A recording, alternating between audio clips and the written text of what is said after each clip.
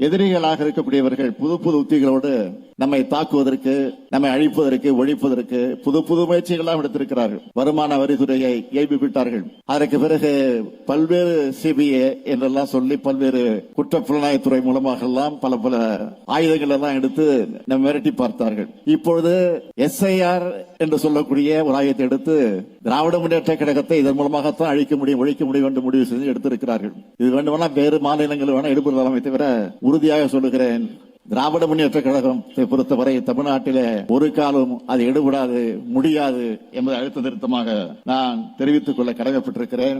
இன்றைக்கு ஒரு செய்தி உங்களுக்கு சொல்லி ஆகணும். நான் திருச்சிக்கு வந்த உடனே ஒரு செய்தி கிடைச்சது. என்ன செய்தின்னா, இந்த SIR குறித்து நாம் நீதிமன்றத்துக்கு சென்றிருக்கிறோம். 11ஆம் தேதி நாளை தினம் நாம் நடத்த இருக்கக்கூடிய ஆர்ப்பாட்டம் அன்றைக்கு உச்ச நீதிமன்றத்தில் அந்த பிரச்சனை வர இருக்கிறது. நேற்று திடீரென்று அதிமுகவின் சார்பில் உச்ச நீதிமன்றத்துக்கு போய் திராவிட முன்னேற்ற கழகம் வழக்கு போட்டிருக்கக்கூடிய அதுல எங்களை சேர்த்துக் கொள்ள வேண்டும் என்று திடீரென்று போய் ஒரு மனு தாக்கல் செய்திருக்கிறாங்க. நான் கேட்கிறேன், உங்களுக்கு உள்ளபடியே அதில் அக்கறை இருக்கும் என்று சொன்னால், அதில் நீங்கள் உங்களுடைய எதிர்ப்பை தெரிவிக்க வேண்டும் என்று சொன்னால் முன்கூட்டியே போட்டிருக்கணும். ஆனால் திடீரென்று போடுவதற்கு என்ன காரணம்? இதை நீங்க யோசித்து பார்க்கணும். அந்த SIR-ஐ அவங்க ஆதரித்துக் கொண்டிருக்கிறார்கள்.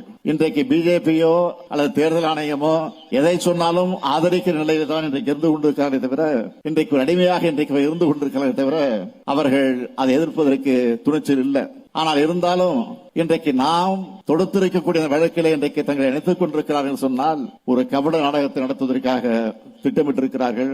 அது மட்டும் BLO என்பது அங்க இருக்கக்கூடிய அரசு ஊழியர்களை வைத்துக் கொண்டு அந்த பணிகளை செய்வது. BLA2 என்பது கட்சியை சார்ந்த பிரதிநிதிகள் மூலமாக நாம் நியமிக்கிறவர்கள் BLA2 என்று சொல்லுகிறோம். அவர்கள் அந்த பணிகளுக்கு துணை நிற்பார்கள், உதவி செய்வார்கள், அந்த அதிகாரிகளுக்கு துணை நின்று பணியாற்றுவார்கள். இதுதான் BLA2 வேலை. அதை திராவிட முன்னேற்ற கழகத்தின் சார்பில் முறையாக நாம் போட்டு BLA2 போட்டு அவர்களுக்கு பயிற்சி கொடுத்து என்னென்ன பணிகள் எல்லாம் எப்படி எல்லாம் செய்ய வேண்டும் என்பதெல்லாம் முறையாக பயிற்சி கொடுத்து அவர்கள் நியமிக்கப்பட்டிருக்கிறார்கள். அப்படி நியமிக்கப்பட்டிருக்கக்கூடியவர்கள் தவறு என்று சொல்லி அதை நீக்க வேண்டும், அதை தடுக்க வேண்டும் என்று சொல்லி அந்த பிரேயரை அடிப்படையாக வச்சு அதிமுகவின் சார்பில் இன்றைக்கு நீதிமன்றத்தில் அவர்கள் தங்களை இணைத்துக் கொண்டிருக்கிறார்கள். இதுதான் உண்மை.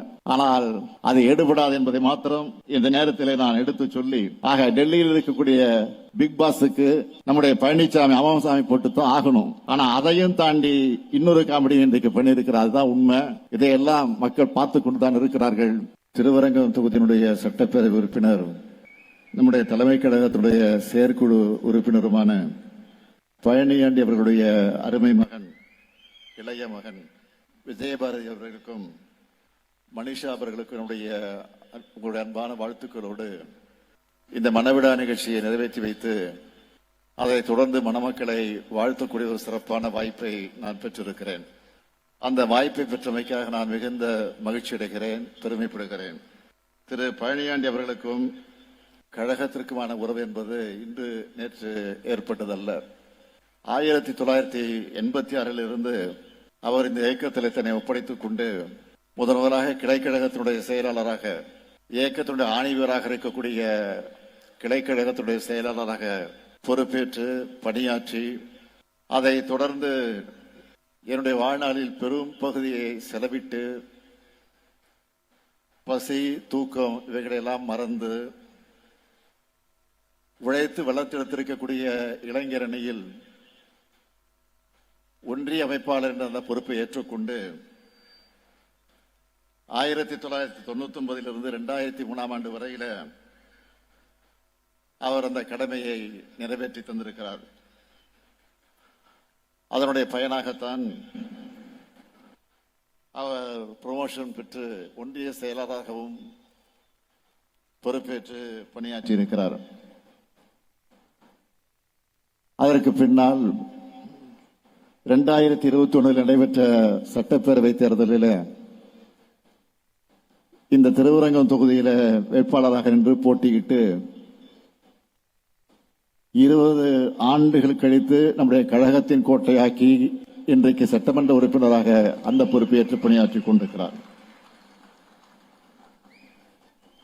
அவரே சொன்னார், நன்றி உரையாற்றுவது குறிப்பிட்டு சொன்னார். அவருடைய திருமணத்தை, பழனியாண்டியினுடைய திருமணத்தை 1993 ஆண்டு நம்முடைய முத்தமிழறிஞர் தலைவர் கலைஞர் அவர்கள் தான் நடத்தி வைத்திருக்கிறார்கள். அதேபோல் 2010ஆம் ஆண்டு நான் துணை முதலமைச்சராக பொறுப்பேற்றதற்கு பின்னால் துணை முதலமைச்சராக அந்த பொறுப்பேற்று பணியாற்றிய நேரத்தில் அவருடைய சகோதரருக்கு, பழனியாண்டியுடைய சகோதரருக்கு என்னுடைய தலைமையில் திருமணம் நடந்திருக்கிறது. அதற்கு பின்னால் 2021ஆம் ஆண்டு முதலமைச்சராக பொறுப்பேற்றதற்கு பின்னால் பழனியாண்டி அவருடைய மூத்த மகன் திருமணத்தையும் நான் தான் நடத்தி வைத்திருக்கிறேன். இப்பொழுது இளைய மகனுக்கும் நான் தான் நடத்தி வைத்திருக்கிறேன். ஆக இந்த வரலாற்றை எல்லாம் பார்க்கிற போது அவருடைய இல்லத்தில் நடைபெறக்கூடிய, இன்னும் நடைபெறவிருக்கக்கூடிய திருமணங்கள் ஏராளமாக இருக்கிறது. அந்த திருமணங்களுக்கு நான் தான் வருவேன் என்ற நம்பிக்கை எனக்கு நிரம்ப இருக்கிறது.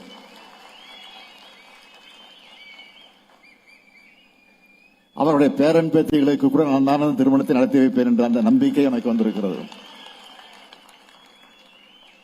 இப்படி இந்த குடும்பத்தில் ஒருத்தரா தொடர்ந்து பங்கெடுத்து அவருடைய இல்லத்தில் நடைபெறக்கூடிய இந்த நிகழ்ச்சிகளுக்கு உரிமையோடு உணர்வோடு நான் பங்கேற்று மணமக்களை வாழ்த்த வந்திருக்கிறேன். இப்படியான சகோதர பாச உணர்வோடு தான் 75 ஆண்டு காலமாக இந்த இயக்கத்தை பேரறிஞர் அண்ணா அவர்களும் தொடர்ந்து தலைவர் கலைஞர் அவர்களும், அதற்கு பின்னால் அவருடைய வழியில இப்போது நானும் நடத்தி கொண்டு இருக்கிறேன். நீங்கள் ஒன்றை கூர்ந்து கவனிக்கலாம். எப்பொழுதுமே திராவிட முன்னேற்ற கழகத்தை சார்ந்தவர்கள் முன்னோடிகளாக இருந்தாலும், தளபதிகளாக இருந்தாலும், செயல் வீரராக இருந்தாலும், அவர்கள் கழகம் என்று மட்டும் சொல்வது கிடையாது, இயக்கம் என்று கூட அடிக்கடி சொல்வது உண்டு. இயக்கம் என்று சொன்னால் நமக்கு ஓய்வே இல்லை என்பதுதான் இயக்கம். இந்த 75 ஆண்டு காலமும் ஆட்சியில் இருந்தாலும் இல்லை என்று சொன்னாலும், அது தேர்தல் சமயமாக இருந்தாலும் இல்லை என்று சொன்னாலும், எப்பவுமே நம்முடைய இயக்கம் நின்றது கிடையாது. சின்ன சின்ன தடைகளை பார்த்து கூட தேங்கி நின்றுட்டா அது தேக்கம். ஆனால் ஏங்கிக் கொண்டே இருந்தால் அது ஏக்கம். இப்படி சுறுசுறுப்பாக இருக்கிற காரணத்தால் தான் நம்முடைய கட்சி இன்றைக்கும் சீர்கிழமையோடு கம்பீரமாக நடைபெற்றுக் கொண்டிருக்கிறது. நம்ம எல்லாம் எவ்வளவு ஆக்டிவா இருக்கணும் உங்களுக்கு எல்லாம் நல்லா தெரியும். உதாரணத்துக்கு சொல்லணும்னா, சில மாதங்களாக நான் அறிவாலயத்திலே இருந்து கொண்டு உடன்பிறப்பே வா என்ற தலைப்பின் கீழ் ஒவ்வொரு சட்டமன்ற தொகுதியில் இருக்கக்கூடிய நிர்வாகிகளை எல்லாம் அழைத்து தனித்தனியாக, 1 to 1 என்று சொல்வார்களே, தனித்தனியாக தொகுதி வாரியாக அந்த நிர்வாகிகளை எல்லாம் அழைத்து நேர்காணல் நடத்தி கொண்டிருக்கிறேன், ஆய்வு செய்து கொண்டிருக்கிறேன். அப்படி ஆய்வு செய்கிறது அவங்க வெளிப்படுத்தக்கூடிய மகிழ்ச்சிய, நம்பிக்கைய,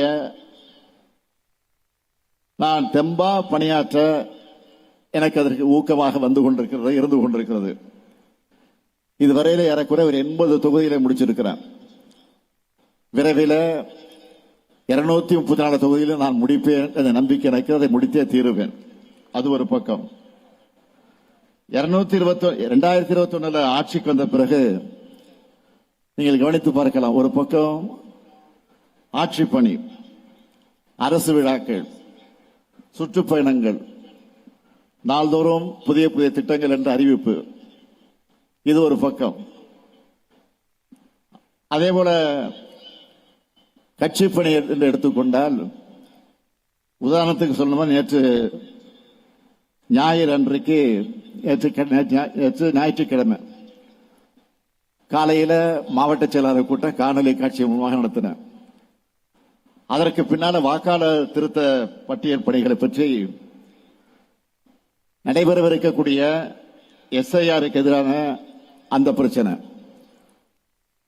நாளை தினம் நாம் நடத்த இருக்கக்கூடிய கண்டன ஆர்ப்பாட்டம், SIR-ஐ கண்டிச்சு. ஆக அது பற்றி எடுத்து சொல்வதற்காக நேற்றைக்கு மாவட்ட செயலாளர்கள் கலந்து பேசின. அதை எப்படி நடத்த வேண்டும் என்று நம்முடைய கூட்டணி கட்சி சார்பில் நடத்த இருக்கக்கூடிய அந்த ஆர்ப்பாட்டத்தை சிறப்பாக நடத்திட வேண்டும் என்று அறிவுறுத்தி இருக்கிறேன். அது மட்டும் இல்ல, நேற்றைக்கு நீங்கள் வீடியோ பார்த்திருப்பீங்க, டிவில எல்லாம் பார்த்திருப்பீங்க. SIR-னா என்ன, எஸ்ஐஆர் என்பது எந்த அளவுக்கு மக்களிடத்தில் குழப்பத்தை ஏற்படுத்தி இருக்கிறது, அதை எப்படி நாம் முறையாக பயன்படுத்திட வேண்டும், அதை என்ன காரணத்திற்காக கொண்டு வந்திருக்கிறார்கள். எனவே அது குறித்து நம்முடைய பொதுமக்களும் விழிப்புணர்வு பெற வேண்டும் என்பதற்காக வீடியோ ஒன்றை வெளியிட்டிருக்கிறேன். அதையெல்லாம் முடிச்சுட்டு மாலையில் விமானத்தை பிடிச்சு திருச்சிக்கு வந்து இறங்கி அதற்கு பிறகு இந்த திருமண நிகழ்ச்சியில் நான் கலந்து கொள்ள வந்திருக்கேன். இதை முடிச்சுட்டு புதுக்கோட்டைக்கும் போக போறேன். ஆக இப்படி ஏங்கிக் கொண்டிருப்பது தான் எனக்கு பிடிக்கும். அதனாலதான் இது ஏக்கம் என்று சொல்லுகிறோம். தொடர்ந்து ஏங்கிக் கொண்டே இருக்க வேண்டும். அதற்காகத்தான் இது ஏக்கம் என்று நாம் சொல்லிக் கொண்டிருக்கிறோம். அப்படித்தான் நிக்க நேரம் இல்லாம நாம் வேலை செஞ்சுட்டு இருக்கிறோம். நான் மட்டும் இல்ல, இயக்கத்தில் இருக்கக்கூடிய முன்னோடிகள், இங்க இருக்கக்கூடிய செயல் வீரர்கள் இன்றைக்கு பம்பரமாக பணியாற்றி கொண்டிருக்கிற காட்சிகள் எல்லாம் நான் தொடர்ந்து பார்க்கிறேன். ஆக என்ன காரணம்?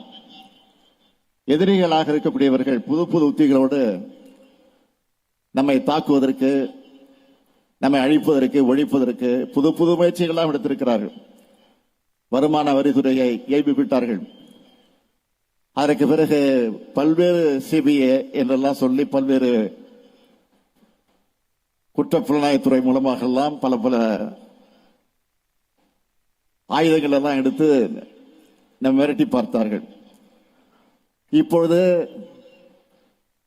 எஸ்ஐஆர் என்று சொல்லக்கூடிய ஒரு ஆயுதத்தை எடுத்து திராவிட முன்னேற்ற கழகத்தை இதன் மூலமாகத்தான் அழிக்க முடியும், ஒழிக்க முடியும் என்று முடிவு செய்து எடுத்திருக்கிறார்கள். இது வேண்டுமானா வேறு மாநிலங்கள் வேணா எடுப்பதாமே தவிர உறுதியாக சொல்லுகிறேன், திராவிட முன்னேற்ற கழகத்தை பொறுத்தவரை தமிழ்நாட்டிலே ஒரு காலம் அது எடுபடாது, முடியாது என்பதை அழுத்த திருத்தமாக நான் தெரிவித்துக் கொள்ள கடமைப்பட்டிருக்கிறேன். இன்றைக்கு ஒரு செய்தி உங்களுக்கு சொல்லி ஆகணும். நான் திருச்சிக்கு வந்த உடனே ஒரு செய்தி கிடைச்சது. என்ன செய்தின்னா, இந்த எஸ்ஐஆர் குறித்து நாம் நீதிமன்றத்துக்கு சென்றிருக்கிறோம்.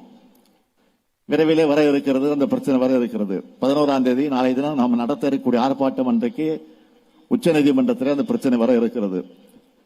நேற்று திடீரென்று அதிமுகவின் சார்பில் உச்ச நீதிமன்றத்துக்கு போய் திராவிட முன்னேற்ற கழகம் வழக்கு போட்டிருக்கக்கூடிய அதில் எங்களை சேர்த்துக் கொள்ள வேண்டும் என்று திடீரென்று போய் ஒரு மனு தாக்கல் செய்திருக்கிறாங்க.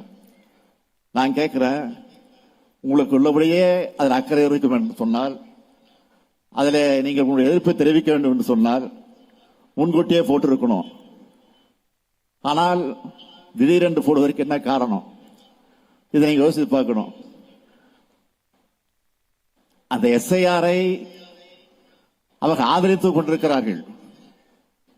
இன்றைக்கு பிஜேபியோ அல்லது தேர்தல் ஆணையமோ எதை சொன்னாலும் ஆதரிக்கிற நிலையில் தான் இன்றைக்கு இருந்து கொண்டிருக்கிறார்களே தவிர, இன்றைக்கு ஒரு அடிமையாக இன்றைக்கு இருந்து கொண்டிருக்கிறார்களே தவிர அவர்கள் அதை எதிர்ப்பதற்கு துணிச்சல் இல்லை. ஆனால் இருந்தாலும் இன்றைக்கு நாம் தொடுத்திருக்கக்கூடிய வழக்கிலே இன்றைக்கு தங்களை இணைத்துக் கொண்டிருக்கிறார்கள் சொன்னால் ஒரு கபட நாடகத்தை நடத்துவதற்காக திட்டமிட்டிருக்கிறார்கள். அது மட்டும் பிஎல்ஓ என்பது அங்க இருக்கக்கூடிய அரசு ஊழியர்களை வைத்துக் கொண்டு அந்த பணிகளை செய்வது.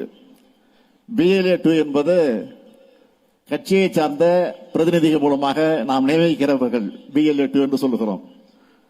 அவர்கள் அந்த பணிகளுக்கு துணை நிற்பார்கள், உதவி செய்வார்கள், அந்த அதிகாரிகளுக்கு துணை நின்று பணியாற்றுவார்கள். இதுதான் பிஎல்ஏ 2 வேலை. அதை திராவிட முன்னேற்ற கழகத்தின் சார்பில் முறையாக நாம் போட்டு பிஎல்ஏ 2 போட்டு அவர்களுக்கு பயிற்சி கொடுத்து என்னென்ன பணிகள் எல்லாம் எப்படியெல்லாம் செய்ய வேண்டும் என்பதெல்லாம் முறையாக பயிற்சி வைத்து அவர்கள் நியமிக்கப்பட்டிருக்கிறார்கள். அப்படி நியமிக்கப்பட்டிருக்கக்கூடியவர்கள் தவறு என்று சொல்லி அதை நீக்க வேண்டும், அதை தடுக்க வேண்டும் என்று சொல்லி அந்த பிரேயரை அடிப்படையாக வச்சு அதிமுகவின் சார்பில் இன்றைக்கு நீதிமன்றத்தில் அவர்கள் தங்களை இணைத்துக் கொண்டிருக்கிறார்கள். இதுதான் உண்மை. ஆனால் அது எடுபடாது என்பதை மாத்திரம் இந்த நேரத்தில் நான் எடுத்து சொல்லி, ஆக டெல்லியில் இருக்கக்கூடிய பிக் பாஸுக்கு நம்முடைய பழனிசாமி அமாமசாமி போட்டுத்தான் ஆகணும். ஆனா அதையும் தாண்டி இன்னொரு காமெடி இன்றைக்கு பண்ணியிருக்கிறார். அதுதான் உண்மை. இதையெல்லாம் மக்கள் பார்த்து கொண்டு தான் இருக்கிறார்கள். அதே நேரத்தில் வர இருக்கக்கூடிய தேர்தலை ஒட்டி நம்முடைய பழனியாண்டி அவர்களுக்கு நன்றி உரையாற்றி அதற்கு பின்னால் நான் பேசுவதற்கு முன்னாலே இங்கே தேர்தல் நிதியாக ஏறக்குறைய 50 லட்சம் ரூபாயை நிதியாக இங்கே தந்திருக்கிறார். உள்ளபடியே திராவிட முன்னேற்ற கழகத்தின் சார்பில் இது தேர்தல் நிதியாக முதல் அறிவிப்பாக இன்றைக்கு இந்த திருப்பரங்கம் தொகுதியிலிருந்து நம்முடைய பழனியாண்டி அவர்கள் தந்திருக்கிறார். நிச்சயமாக உறுதியாக இது ஒரு பெரிய வெற்றியை தருவதற்கான அறிகுறியாக இது அமைந்திருக்கிறது. 51 கோடியோடு நிச்சயம் நிற்க மாட்டார். தொடர்ந்து இன்னும் நாம் எதிர்பார்க்கக்கூடிய நிதியை அதிகமாக தருவார் என்ற நம்பிக்கை ரொம்ப உண்டு. அதே நேரத்தில் இங்கே சமூக அமைப்பினுடைய தலைவராக இருக்கக்கூடிய கே செல்வகுமார் அவர்கள் இங்கே பேசுகிற போது தன்னுடைய சமுதாயத்தை குறிப்பிட்டு கடைகன் பார்வையை எங்கள் பக்கம் திருப்ப வேண்டும் என்று சொன்னார். கடைகன் பார்வையில் எல்லா பார்வையும் உங்கள் பக்கம் திரும்புவோம், அதில் எந்த சந்தேகப்பட வேண்டிய அவசியம் இல்லை. இந்த திராவிட மாடல் ஆட்சியை பொறுத்த வரைக்கும் உறுதியாக தொடக்கத்திலிருந்து நாங்கள் சொல்லுகிறோம், இன்றைக்கும் சொல்லிக் கொண்டிருக்கிறோம். எல்லாருக்கும் எல்லாம், எல்லாருக்கும் எல்லாம் என்கிற தலைப்பில் தான் இந்த ஆட்சி நடந்து கொண்டிருக்கிறது தவிர யாரையும் விட்டுவிட மாட்டோம். இது திராவிட மாடல் ஆட்சி. தந்தை பெரியார், பேரறிஞர் அண்ணா, தலைவர் கலைஞர் வழி நின்று நடைபெற்றுக் கொண்டிருக்கக்கூடிய ஆட்சி இந்த ஆட்சி. ஆக இந்த ஆட்சிக்கு நீங்கள் என்றைக்கு துணை நிற்க வேண்டும், துணை நிற்க வேண்டும் என்று நான் கேட்டுக்கொண்டு இங்கே மகிழ்ச்சி கடலில் மணவிழா கண்டிருக்கக்கூடிய மணமக்களின் அன்போடு கேட்டுக்கொள்ள விரும்புவது, உங்களுக்கு பிறக்கக்கூடிய குழந்தைகள் அது ஆணாக இருந்தாலும் பெண்ணாக இருந்தாலும் அழகான தமிழ் பெயர்களை சூட்டுங்கள் என்ற அந்த கோரிக்கையை உரிமையோடு இங்கே எடுத்து வைத்து புரட்சி கவிஞர் பாவேந்தர் எடுத்து வைத்திருக்கக்கூடிய வீட்டிற்கு விளக்காய் நாட்டிற்கு தொண்டர்களாய் மணமக்கள் வாழுங்கள் வாழுங்கள் வாழுங்கள் என்று வாழ்த்தி விடைபெறுகிறேன். நன்றி, வணக்கம்.